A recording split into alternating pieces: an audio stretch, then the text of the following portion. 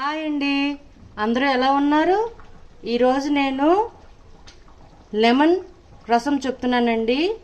దీనికి కావాల్సింది ముద్దపప్పు అండి.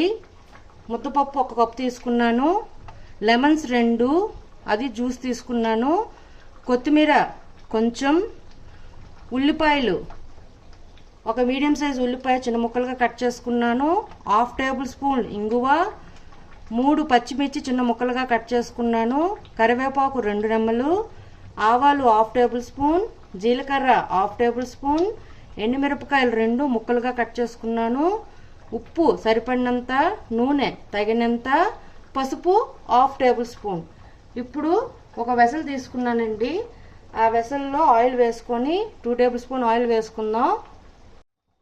ఇప్పుడు దీనిలోనే ఆవాలు, జీలకర్ర, ఎండుమిరపకాయలు, పచ్చిమిర్చి, కరివేపాకు, ఇంగువ, ఈ తాలింపు వేగాక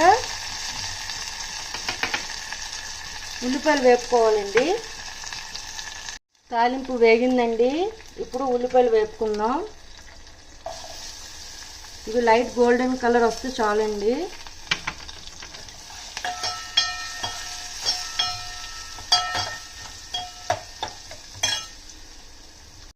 లైట్ గోల్డెన్ కలర్ వచ్చిందండి. ఇప్పుడు దీంట్లో మనం పప్పు వేసుకుందాం.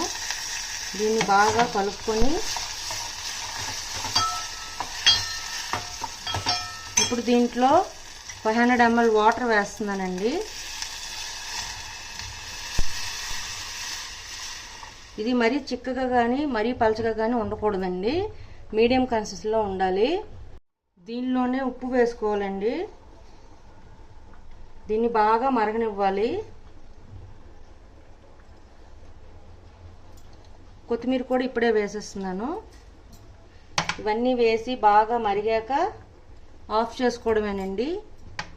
మనం ఎప్పుడైతే ఈ రసాన్ని తీసుకుంటామో రైస్లోకి, అప్పుడు లెమన్ జ్యూస్ యాడ్ చేసుకుంటూ అన్నంలో వేసుకున్నప్పుడు రసం వేసుకొని దానిపైన ఈ లెమన్ జ్యూస్ వేసుకోవాలండి, లేకపోతే చేదైపోతుంది. దాంట్లో వేసేయకూడదు, డైరెక్ట్గా చేదొచ్చేస్తుంది. ఇది బాయిల్ అవుతుందండి. మనం పప్పు మెదుపుకునేటప్పుడు ఆ పప్పులో ముందు ఉప్పు వేసి ఉంటాం కాబట్టి కొద్దిగా చూసుకొని వేసుకోండి. ఇది బాయిల్ అయ్యేలోపు మీకు ఒక పొడుపు కథ వేస్తానండి. పచ్చగా ఉంటాను ఆకును కాను, మాట్లాడగలను గాని మనిషిని కాను, ఆకాశాన్న ఉండగలను మేఘాన్ని కాను, నేనెవరు? మీకు తెలిస్తే నా కామెంట్ సెక్షన్లో ఆన్సర్ పెట్టండి. వేడి వేడి లెమన్ రసం రెడీ అయిందండి. నేను టేస్ట్ చూశాను, చాలా బాగుంది. అంతేనండి, లెమన్ రసం రెడీ.